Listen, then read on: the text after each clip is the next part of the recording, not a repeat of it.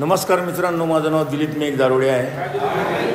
केवळ परमेश्वराची कृपा, अल्कोहोलिक अनोनिमसची मदत, आपल्या सर्व बांधवांच्या सहवासामुळे आज दारूच्या विषारी गोटापासून लांब आहे. मित्रांनो, सर्वप्रथम मी ब्रह्मपुरी फेलोशिपचे अभिनंदन करतो मित्रांनो की त्यांनी या फेलोशिपवर माझ्यासारख्या एक दिवसाच्या थांबलेल्या दारुड्याला बोलवून सण या व्यासपीठावर बोलण्याची संधी उपलब्ध करून दिली. त्याबद्दल ब्रह्मपुरी फेलोशिपचा मी आभारी आहे मित्रांनो. आभार मानू इच्छितो, ऋणात राहू इच्छितो मित्रांनो. दुसऱ्यांदा ब्रह्मपुरीमध्ये येण्याचा उच्च शक्तीने मला संधी दिलेली आहे मित्रांनो. म्हणून आज या व्यासपीठावर बोलण्याची संधी, सेवा करण्याची संधी मला उपलब्ध झाली मित्रांनो. त्या उच्च शक्तीचा आभारी. अल्कोहोलिक अनोनिमस मधला प्रवास मित्रांनो माझ्यासाठी एक कधी न कळत, कधी न वळत, कधी न समजत अशा पद्धतीने अल्कोहोलिक अनोनिमस मध्ये मी आलोय मित्रांनो. जवळजवळ 35 वर्षाचा माझा दारूचा संबंध आहे मित्रांनो. 35 वर्ष. आता माझं वय 68 सुरू झालेलं आहे आणि 35 वर्ष मित्रांनो प्रामाणिकपणे सांगू इच्छितो. 35 वर्ष. सर्वसाधारण परिस्थिती, वडील मजूर, वडिलांची दारू सतत पीत राहिल्यामुळे आईच्या डोक्यावर झालेला परिणाम तो तिच्या मरेपर्यंत राहिला.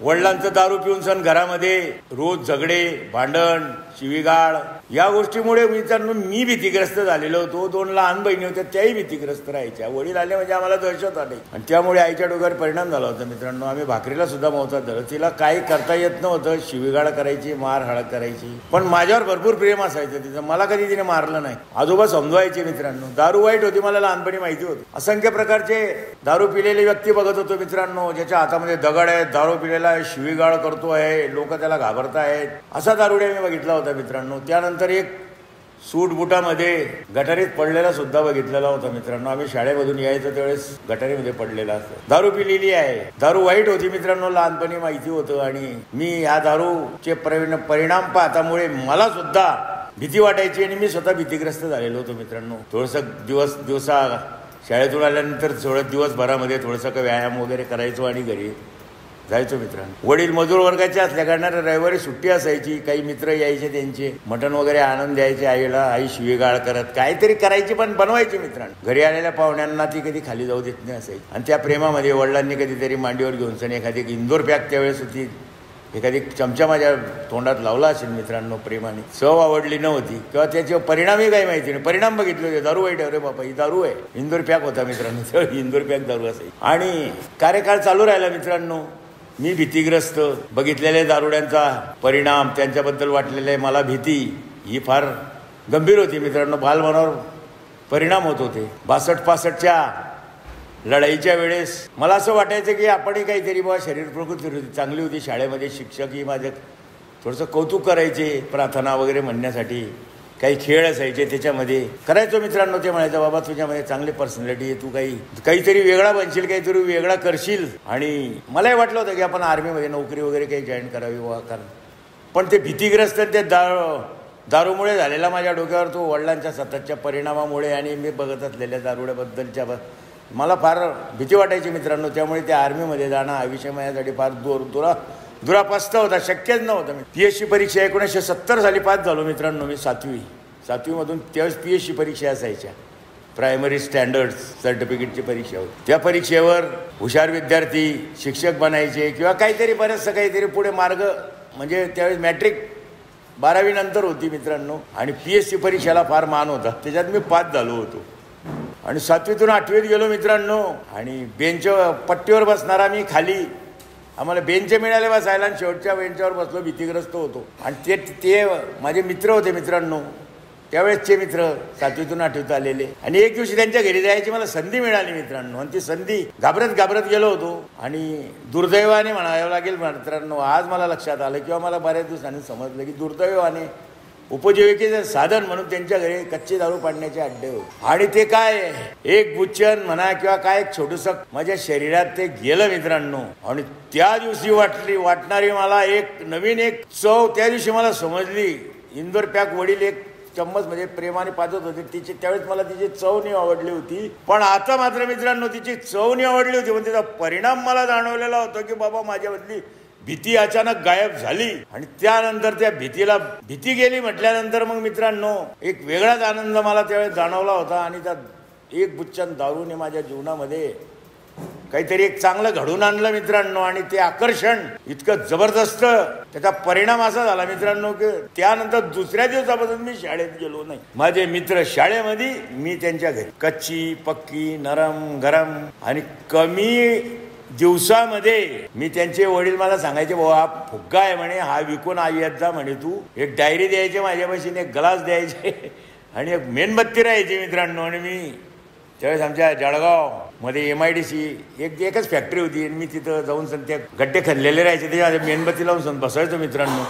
आणि ती ग्लास म्हणजे दारू जे सुट्टी व्हायची त्यांना द्यायचो. चल निकाल लिह, चल चल निकाल, लिवायची, घ्यायची, लिहायची.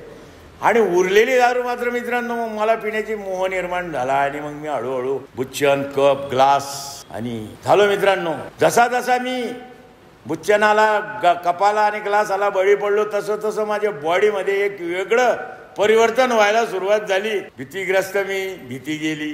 साधे कपडे घालणारा, त्यावेळेसचे कपडे ज्याचे फॅशन होते ते कपडे घालायला लागलो. केशभूषा त्या पद्धतीचे ठेवायला लागलो.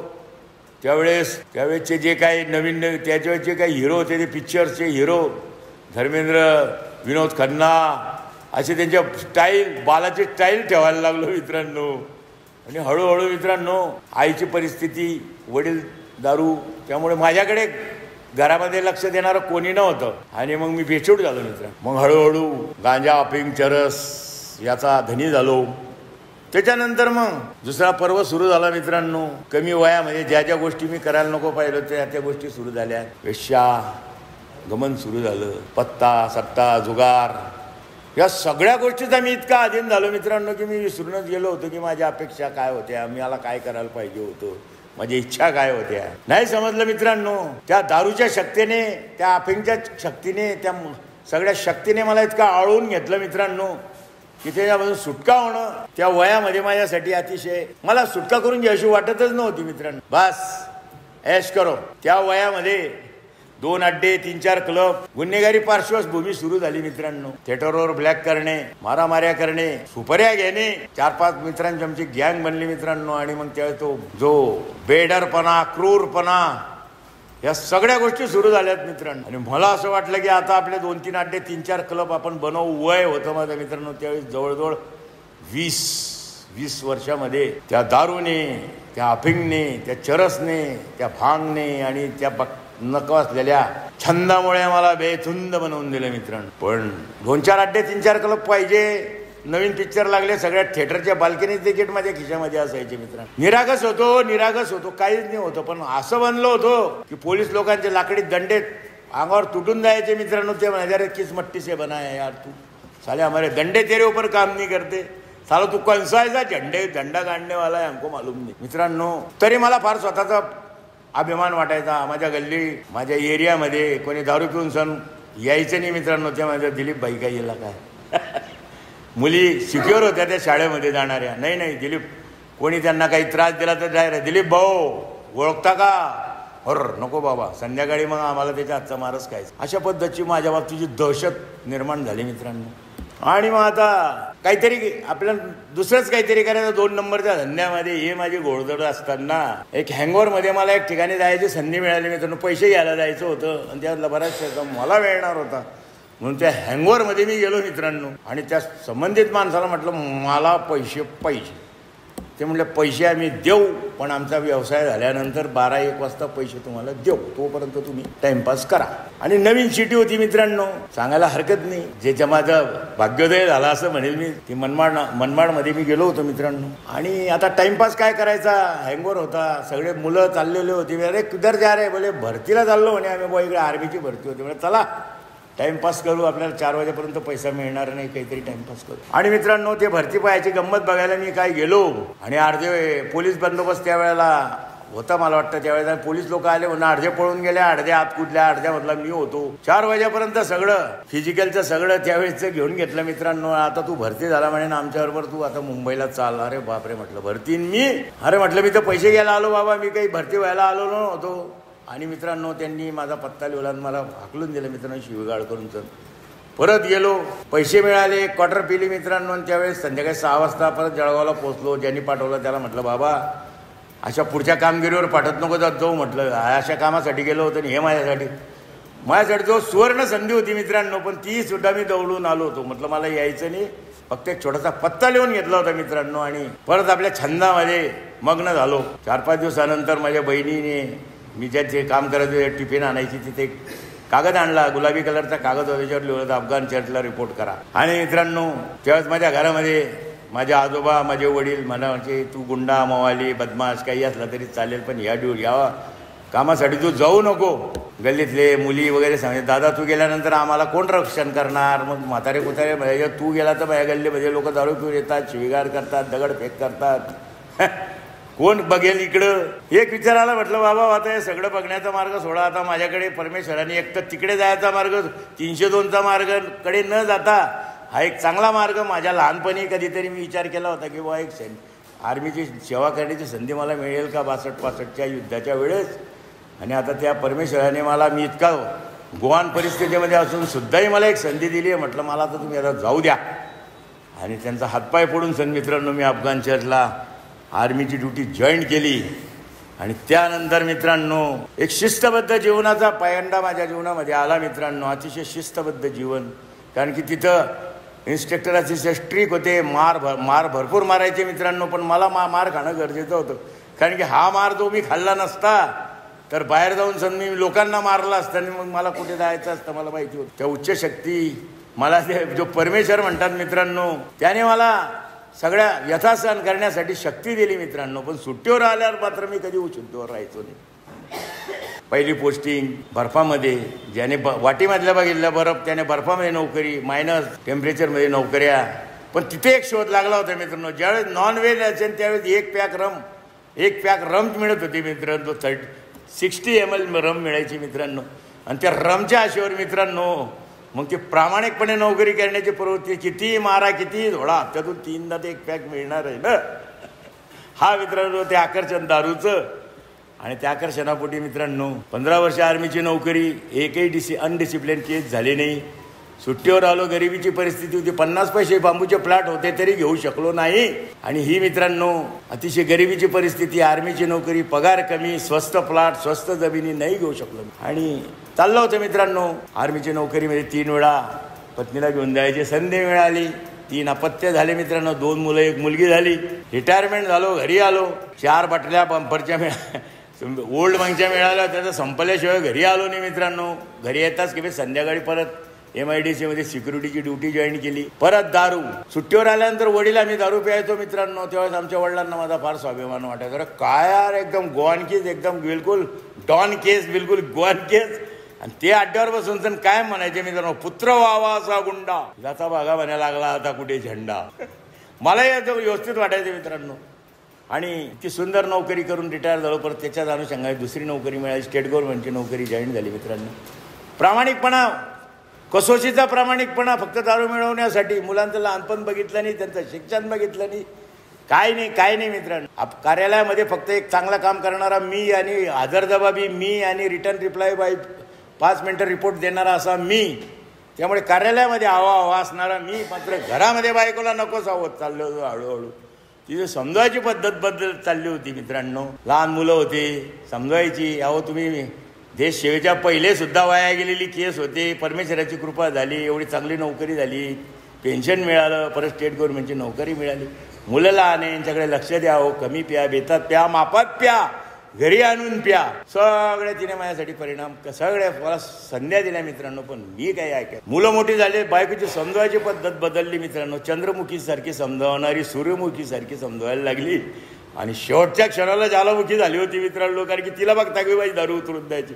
म्हणून ती पिण्यासाठी मी भरपूर स्टॉक घरी घेऊन जायचो. पण ती बऱ्याच वेळा ती गटरीमध्ये वाहून द्यायची मित्रांनो. त्यावेळेस ती तरफडा, जसे मासा पाण्याबाहेर काढल्यानंतर त्याची होणारी तरफडाट, असा तो प्रसंग राहायचा मित्रांनो. तरीसुद्धा मी काहीतरी करायचो मित्रांनो. इथे लपवीन, तिथे लपवीन आणि ते दारूचा आस्वाद घेत राहिलो मित्रांनो. आणि काय कोण जाणे मित्रांनो, बायको तू मरून जा रे, तुझी गरज नाही. हायवेवरून येतो, सकाळी पायी जातो, कधी मोटरसायकलवर येतो, कधी स्कूटरवर येतो, कधी बुलेटवर येतो. बाबा अरे हायवेवर 3-4 रस्ते. पोरं म्हणायचं ते चिन्हावस्थेमध्ये तुझी मृत्यू बघू शकत नाही बाबा. तू एकचदा पीन मरून जा, तुला आम्हाला तुझी गरज नाही आहे. कधी कधी पश्चाताप वाटायचा मित्रांनो, एवढं कामातून गेलेला, तर परत देशाची सेवा केलेली, परत स्टेट गव्हर्नमेंटची नोकरी करतोय, सगळे कार्यालयामध्ये कोणी नेपोलियन बोनापार्ट म्हणतो, कोणी मेजर साहेब म्हणतो, कोणी फौजी भैया म्हणतं, आणि साला घरीमध्ये आल्यानंतर बायको शिवीगाळ करते, मुलं डोळ्याला वटारतात. काय करायचं झालं. बऱ्याच वेळा शुद्धी यायची मित्रांनो, अंगावर पाणी टाकलेलं असायचं, बादली भरून तर कुठेतरी पडलेला असो, आडोशाला पडलेला असायचो मित्रांनो. मला कधीतरी असं वाटत होतं की आता आपला शेवट आला आहे आणि आता आपण मरणार आहोत, कारण की दारूविना जीवनाची कल्पना नाही होती मित्रांनो. आणि म्हणतात मित्रांनो, अजून तिसरी संधी मिळाली मित्रांनो, माझ्या मित्राची दारू बंद झाली. म्हणून अल्कोहोलिक अनॉनिमस मध्ये मी पहिली मीटिंग केली होती मित्रांनो. माझं प्रेरणा ग्रुप, होम ग्रुप जळगाव प्रेरणा ग्रुप आहे, आणि ती तारीख होती, मला सांगावी लागते मित्रांनो, 2 डिसेंबर 2000. त्या दिवशी पहिल्या दिवशी मीटिंगला गेलो मित्रांनो, आणि त्या दिवशी कोण जाणे तो एक शब्द माझ्या कानावर पडला मित्रांनो, की मद्यपास नावाचा आजार, सतत वाढत जाणारा आजार, कधी न बरा होणारा आजार. त्यावेळेस तिथले जे होते ओल्ड टायमर नाही मित्रांनो, त्यांच्या आत्म्याला परमेश्वर शांती दो, त्यांनी मला सांगितलं कोण कुठला काय गरीब जात धर्म विचारले, ये बाबा योग्य जागेवर आलाय, तू तुझं ठरव, तू दारू पिऊन सनी एक पॅक पिऊन सण थांबू शकत असेल तर इथे येऊ नको. आणि कोण जाणे मित्रांनो, तो पहिला दिवस माझ्यावर काय चमत्कार करून गेला मित्रांनो. तो आजच्या क्षणापर्यंत मी सातत्याने या अल्कोहोलिक अनॉनिमसच्या मिटिंगा करतोय मित्रांनो, सातत्याने येत राहिलो, आजच्या क्षणापर्यंत येतोय. ब्रह्मपुरीला आलो आहे, शेखर दादा आहे, देव आमचे विजय दादा आहेत, भेटत राहिलो मित्रांनो. त्यांना काही समजलं नाही. अशा पद्धतीने ज्या उच्च शक्तीने माझ्यामध्ये रोज काही ना काही पॉवर टाकत गेली मित्रांनो, काही ना काही शक्ती मिळत गेली. आणि मी एक दिवसाच्या हिशोबाने सातत्याने येत राहिल्यानंतर, येच्या कार्यक्रम आल्यानंतर मग मी सेवेमध्ये मला बरेच वर्ष बाकी होती मित्रांनो. मग मी कुठेही गेलो, मग मी दारूचे अड्डे शोधले नाही मित्रांनो. मग मी येच्या मिटिंगा शोधल्यात, सुरुवातीला मुंबईला मिटिंगा केल्यात, बांद्राला केल्यात. मग जिथं जिथं मला संधी मिळाली, मग तिथं सातत्याने हे बांधवांनी मला जे कळकळून प्रेम दिलं मित्रांनो, त्या प्रेममध्ये मला जे ताकद मिळाली मित्रांनो. मग चंडीगड गेलो, अंबाला गेलो, मग काठमांडू नेपाळला गेलो, त्यानंतर मग औरंगाबाद, मग नागपूर, कुठेही गेलो, सगळ्यांनी मला कळकळून समजा, अरे बाबा योग्य जागेवाला बरोबर आला आहे, शांतते बाबा तू येत राहा, येत राहा. हा येत राहा शब्द परवलीचा शब्द समजला मित्रांनो. अचानक मला आकर्षण निर्माण झालं मित्रांनो, की हिंगणघाटला मिटिंग करायची आहे. मग हिंगणघाटची मिटिंग करण्यासाठी ज्यावेळेस निघालो मित्र, त्यावेळेस मला समुद्रपूर वगैरे अशा बऱ्याचशा जागा, नवीन अशा जागा मी जीवनामध्ये कधी,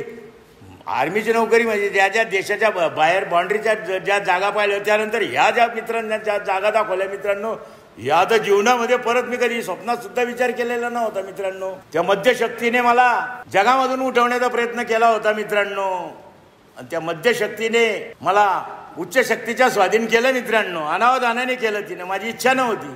मग ती उच्च शक्ती मला बांधवांच्या सत्सदेव बुद्धीद्वारे भेटले. बाबा ये योग्य जागी आलेला आहे. त्यांच्या डोळ्यामधलं प्रेम मला जाणायला लागलं मित्रांनो. मी त्यांचं मार्गदर्शन घेऊ लागलो. 12 पायऱ्या, 12 रूढी समजून घेण्याचा प्रयत्न केला मित्रांनो. ते म्हणले समजून घेण्याची गरज नाही, रोजचं आचरण करण्याची गरज आहे. रोज 36 कलमी कार्यक्रम रोज आचरण कर बाबा. आम्हाला मिळालंय, तुलाही मिळेल. मग जबाबदारी मिळाली मित्रांनो, प्रेरणा समूहाची चेअरमनशिपची जबाबदारी मला मिळाली. त्यावेळेस मग जे माझ्यामध्ये त्या उच्च शक्तीने या बांधवांच्या सत्सद्विद्वारे जो प्रवेश केला मित्रांनो, समस्या त्यावेळेसही होत्या मित्र, आजही समस्या आहेत मित्रांनो. मग त्यावेळेस ज्या वेळेस मित्रांनो माझ्या समस्या माझ्या सहनशीलतेच्या बाहेर गेल्या मित्रांनो, जातात, त्यावेळेस मी माझ्या उच्च शक्तीच्या माध्यमातून मला मिळालेले मीटिंगचे जे बांधव त्यांना विचारतो. आता हरिद्वार कन्व्हेन्शन मला अतिशय कौटुंबिक समस्या होती. मी दादांना विचारलं, ते अरे भाऊ माझी समस्या अशीच आहे. अरे उच्च शक्ती म्हणजे समस्या सोडवणारी नाही, पण ती त्याच्यावर सोडून दे म्हणजे तो तिसरा ईश्वर आहे म्हणे. तो जे काय करीन, उच्च शक्तीवर विश्वास ठेवून तू सातत्याच्या माध्यमातून याच्या मीटिंग मध्ये येतोय. याच्या सभागृहामध्ये आल्यानंतर उपस्थितांपैकी एक ती तुला समजलेला परमेश्वर, तू त्याला उच्च शक्ती म्हणतो, ती तिथं उपस्थित आहे, ती तुला दिसणार नाही. पण त्यासाठी मग मला तुला उच्च शक्तीच्या आवेशामध्ये यावं लागेल. उच्च शक्ती म्हणजे कोण, याची मीटिंग, याचे बांधव, मग ओल्ड टायमर, एक दिवसाचा बांधव सुद्धा माझी उच्च शक्ती आहे मित्रांनो. आणि मग मला काही समस्या आल्यानंतर ते म्हणतात, भाऊ मग तुझ्या समस्याच्या माध्यमातून आमच्या काही समस्या आमच्या जीवनामध्ये आतापर्यंत आल्या नाहीत, त्या मग तुला आलेली समस्या तू ईश्वराच्या हवाली करून दे म्हणे. ईश्वर, अरे बापरे म्हटलं, मग हा ईश्वर तर इथं आहेच. मग तिसरी म्हणजे मध्यशक्तीने कधी मला तिच्यापासून सुटका होऊ नये अशी तिची अपेक्षा असताना सुद्धा त्या प्रेमळ ईश्वराने मला उच्च शक्तीच्या स्वाधीन केलं. उच्च शक्ती मला मिळाली ती अल्कोहोलिक अनोनिमसची फेलोशिप माझी. यांनी सांगितलं बाबा येत राहा, समस्या आहेत, आज आहे, उद्या निघून जातील. फक्त वर्तमानाचा विचार कर, भविष्याचा विचार अजिबात करू नको. आणि इतिहास तुझी अशी भरपूर आहे ना, एक दिवसाची हिशोबाने तू कसा होता, तुझ्या बाबतीत काय घडलं, आणि तुला सांगण्यासाठी या उच्च शक्तीने मोठा रंगमंच दिलेला आहे. एक इतका मोठा रंगमंच आहे, हा फिरता रंगमंच आहे म्हणे. तू आज इथं आहे, आज तुला काय बोलावं लागेल, उद्या तुला काय सांगावं लागेल, परवा तू काय सांगणार. मग रोजचा तुझा दिग्दर्शक, तुझा मार्गदर्शक, तुझा सगळा इथं आहे. तो सगळी भूमिका तुझी करून घेणार आहे. कधी एक चांगला बाप बनशील, एक चांगला खलनायक बनशील, एक चांगला काही सगळ्या भूमिका तुला इथं त्या उच्च शक्ती आठवण करून देणार आहे. ईश्वर आठवण करून देणार आहे. या उच्च शक्तीच्या रंगमंचावर तुला या सगळ्या भूमिका सादर कराव्या लागतील बाबा. समस्या कोणाला नाही, जन्माला आला त्याला समस्या आहे. फक्त तू दारू ही अतिशय, दारू मध्ये तू अतिशय मुरला होता, अतिशय दारूबद्दलचं प्रेम होतं. ते मध्य शक्तीला सुद्धा झुकवणारी ईश्वर रूपी शक्ती आहे. ती उच्च शक्तीच्या हवाली तुला केल्यानंतर तो प्रेमळ ईश्वर इथं उपस्थितांपैकी एक आहे मित्रांनो. आणि ही उच्च शक्ती माझ्या बांधवांच्या डोळ्यामध्ये प्रत्येक मला सांगते की हो तू आलास म्हणून आम्ही आहोत, का आम्ही आहोत म्हणून तू आहेस. आणि आज मला नतमस्तक व्हावं लागतं, कृतज्ञता व्यक्त करावं लागते मित्रांनो. आपण होतात म्हणून मी आहे. अरे कधी बघितलं असतो मी नाही हे ब्रह्मपुरी, कधी गेलो असतो मी हरिद्वारला, अरे कधी जातो मी नागपूरला, पण त्या शहराशी मला तेवढं आकर्षण नाही, तेवढं तिथल्या बांधवांच्या समूहाचं मला आकर्षण आहे मित्रांनो. मला विजयदादा भेटले, शेखरदादा भेटल्यानंतर हे यांचं माझ्यापाशी काय स्थान आहे, प्रत्येक एक बांधवाच्या बद्दल माझ्या मनामध्ये काय स्थान आहे मित्रांनो, हे मी शब्दरूपी सांगू शकत नाही. ते माझे एक दिवसाचे इनिशियल स्पॉन्सर आहे, तिथे सगळे बसलेले माझे. तुम्हीच मला जीवन जगण्याची संधी सांगितली की आम्ही कसे होतो, आमच्या बाबतीत काय घडलेलं, आज आम्ही कसे आहोत मित्रांनो. त्या माध्यमातून मी आज एक दिवसाच्या हिशोबाने मला जिवंत ठेवण्यात आलेलं आहे. माझ्या शिक्षेला एक दिवसाच्या हिशोबाने स्थगिती मिळालेली आहे. आणि आजचं शेवटचं प्रतिबिंब आहे मित्रांनो, रोजचा नियम. किती सुंदर सांगितलंय मित्रांनो त्यांनी. हे माझ्यासाठी, आमच्यासाठी हे लिटरेचर तयार करणार काय होते मित्रांनो. ते त्यावेळेचा त्यांचा अनुभव आधी सुद्धा 52 आठवडे 365 दिवस, सेकंद, इंचावर, मिनिटावर सुद्धा मला मध्यमुक्त राहण्यासाठी एक दिवसाच्या प्रवृत्त केलंय मित्रांनो. आणि हे मला समजून देण्यासाठी तो ईश्वर या उच्च शक्तीच्या माध्यमातून तो उपस्थित होता आहे आणि राहणार आहे मित्रांनो. मी असेल किंवा नसेल, माझ्या नातवांसाठी सुद्धा अल्कोहोलिक अनोनिमस जिवंत राहायला पाहिजे, यासाठी मी जबाबदार आहोत. आणि ह्या माध्यमातून भद्रावती समूहाने आज सुंदर अशा कार्यक्रमाचं आयोजन केलं, त्याबद्दल मी माझ्यातर्फे, माझ्या परिवारातर्फे, माझा होम ग्रुप, प्रेरणा ग्रुप जळगाव आणि इतर आमच्या 4 समूहातर्फे मी त्यांचं खरंच अभिनंदन करतो मित्रांनो. आणि काय असेल त्या ईश्वराने माझ्या माध्यमातून मला विषयाचा भीती वाटत होती मित्रांनो, पण मला माहिती होतं की ज्यावेळेस मी डायसवर जाईल त्यावेळेस तो काहीतरी माझ्यामधून करून घेईल. ज्यावेळेस मी क्रियाशील असेल, ज्यावेळेस मी कृतीशील असेल, त्यावेळेस तो माझ्यामधून क्रियाशील राहून निश्चित त्याचं काम माझ्या माध्यमातून करून घेणार आहे. मी काही बोलणारा नाही आहे मित्रांनो, किंवा मला भरपूर अभ्यास झालेला आहे असं आहे काही नाही. मी एक दिवसाच्या हिशोबाने आपल्यासारख्या बांधवांच्या सहकार्यानेच मी थांबलेलो आहे मित्रांनो. त्याबद्दल मी इथं असलेल्या उपस्थित सर्व बांधवांचे मनपूर्वक मी आभार मानतो मित्रांनो. इथं असलेल्या उच्च शक्ती, ही माझी उच्च शक्ती आहे. मध्य शक्ती आज माझ्याजवळ आहे मित्रांनो, पण ती आज इतिहासामध्ये एक दिवसाच्या हिशोबाने माझ्यापासून थांबलेली आहे. आणि तो ईश्वर इथे आहे मित्रांनो, त्याला नतमस्तक होतो, कृतज्ञता व्यक्त करतो. आणि पहिला कोणी आलेला असेल त्याला हात जोडून कडकडची विनंती करतोय, भाऊ येत राहा, माझ्यात आणि तुमच्यात काहीच फरक नाही. मी एक दिवसाच्या हिशोबाने सातत्याने इथे येत असतो, आपण येत राहा. मला बोलायची संधी दिली त्याबद्दल पुरेसे आभार मानतो ब्रह्मपुरी समूहाचे. काही चुकीचे झालं असेल तर माझा स्वभाव दोष आहे, काही चांगलं झालं असेल तर निश्चितच त्या प्रेमळ ईश्वराने माझ्याकडून वदवून घेतलं मित्रांनो. कारण की समोर माझी उच्च शक्ती बसलेली आहे. भूलचूक क्षमा असावी. धन्यवाद, थँक्यू, नमस्कार, आभार.